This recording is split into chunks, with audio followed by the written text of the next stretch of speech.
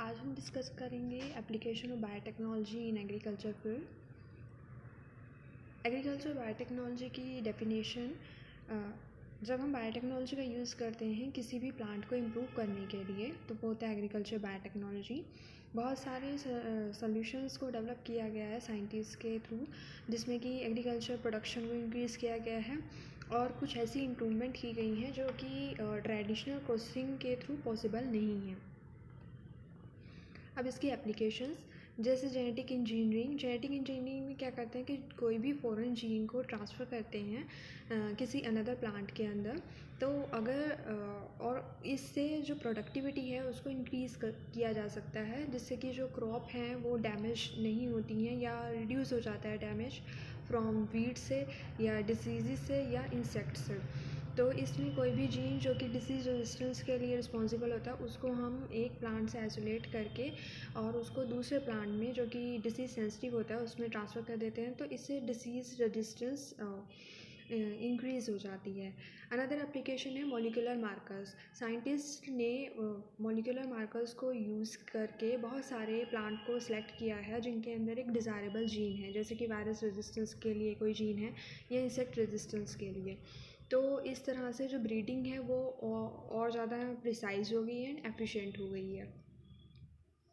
Another application है tissue culture के through पूरा कंप्लीट प्लांट रीजनरेट कर सकते हैं लेबोरेटरी के अंदर, और जो इससे प्लांट्स बनेंगे वो डिसीज़ फ्री प्लांट होंगे। इसके अंदर बहुत सारे एग्जांपल हैं जो अभी तक टिश्यू कल्चर के थ्रू प्रोड्यूस हुए हैं, जैसे कि क्रॉप प्रोड्यूस हुई हैं यूजिंग टिश्यू कल्चर। उसमें है citrus, pineapple, avocados, mangoes, banana, coffee and papaya. इसी तरह से अनदर एप्लीकेशन है फ्लावरिंग में। अगर हम बायोटेक्नोलॉजी का यूज़ करते हैं फ्लावर के लिए तो उसमें कुछ ऐसे जीन को आइडेंटिफाई कर सकते हैं और उनको ट्रांसफ़र कर सकते हैं जो कि कलर को इम्प्रूव करते हैं, स्मेल को, साइज को फ्लावर के and another features of flower. तो बहुत बायोटेक का यूज़ किया गया है बहुत सारे ऑर्नामेंटल प्लांट की इम्प्रूवमेंट के लिए, श्रब्स के लिए एंड ट्रीज़ के लिए।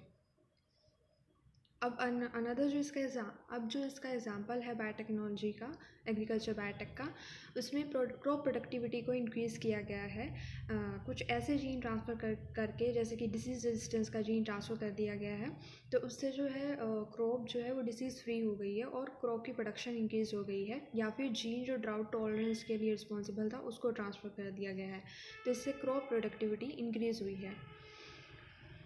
अनदर जो एग्ज़ाम्पल है वो है क्रॉप प्रोटेक्शन को इन्हांस करना। जो क्रॉप है उसको पेस्ट की प्रॉब्लम से प्रोटेक्शन दी गई है, जैसे कि कॉर्न, कॉटन, पोटैटो, इनमें सक्सेसफुली ये ट्रांसफॉर्म कर दिए गए हैं थ्रू जेनेटिक इंजीनियरिंग। इनके अंदर ये एक प्रोटीन बनाते हैं जिससे कि जो इंसेक्ट्स होते हैं, जब भी प्लांट्स पे इंसेक्ट अटैक करेगा तो वो किल हो जाएगा। इसी तरह अनदर एग्जांपल है कि न्यूट्रिशन वैल्यूज़ को इम्प्रूव किया गया है बायोटेक के थ्रू। तो अगर कोई भी ऐसा जीन ट्रांसफ़र कर सकते हैं जो कि फ्लेवर को इम्प्रूव कर सकता है या टेक्सचर ऑफ फूड को। कुछ ट्रांसजेनिक क्रॉप्स को डेवलप किया गया है, जैसे सोयाबीन है उसमें प्रोटीन कंटेंट को इंक्रीज़ किया गया है, पोटैटो में जो अवेलेबल स्टार्च कंटेंट होता है उसको हाई किया गया है, एंड बीन्स में एसेंशियल जो अमाइनो एसिड्स होते हैं वो अबंडेंट हो गए हैं। अनदर एग्जांपल है बेटर फ्लेवर।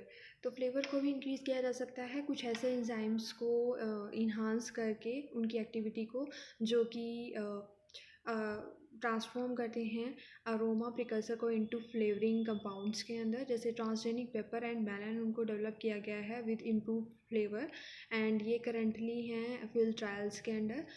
इसी तरह से फ्रेश जो फ्रूट्स होते हैं या वेजिटेबल्स होती हैं उनको प्रोड्यूस किया गया है जेनेटिक इंजीनियरिंग के थ्रू, ताकि उनका जो ट्रांसपोर्ट जब किया जाए तो वो फ्रेश रहें और उनकी न्यूट्रिशनल जो वैल्यू है उनको भी इम्प्रूव किया गया है। अनदर एग्जांपल है एनवायरमेंटल बेनिफिट। जेनेटिक इंजीनियरिंग से क्या हुआ है, जो पेस्टिसाइड पे डिपेंडेंस थी फार्मर्स की वो रिड्यूस हो गई है, और इसी तरह से जब पेस्टिसाइड का यूज़ कम हुआ है तो वो फूड के अंदर भी उसके रेसिड्यूज कम हुए हैं। अनदर एग्जांपल है हर्बिसाइड टॉलरेंस। पहले हर्बिसाइड्स को के लिए केमिकल हर्बिसाइड्स का यूज़ किया जाता था वीट को कंट्रोल करने के लिए, लेकिन जेनेटिक इंजीनियरिंग के थ्रू ऐसे जीन को ट्रांसफ़र कर दिया गया है जो कि बहुत सारे हर्बिसाइड्स के लिए रेजिस्टेंट हैं। तो इस तरह से केमिकल से फ्री हो गई हैं जो क्रॉप्स हैं। अनदर एग्जांपल है एग्रीकल्चर बायोटेक का वायरस रेजिस्टेंस। बहुत सारे प्लांट जो होते हैं वो वायरसेस से जो डिसीज़ कॉज होते हैं उनके लिए ससेप्टिबल होते हैं। तो अगर इनको कंट्रोल करना बहुत डिफ़िकल्ट होता है, जिससे कि जो क्रॉप डैमेज होता है वो बहुत ज़्यादा अमाउंट में डैमेज होता है। तो जेनेटिक इंजीनियरिंग के थ्रू कुछ ऐसे प्लांट ऐसे जीन्स को ट्रांसफ़र किया गया है जो वायरस रेजिस्टेंस के लिए रिस्पॉन्सिबल हैं। तो ये कुछ एप्लीकेशंस थी प्लांट बायोटेक्नोलॉजी की।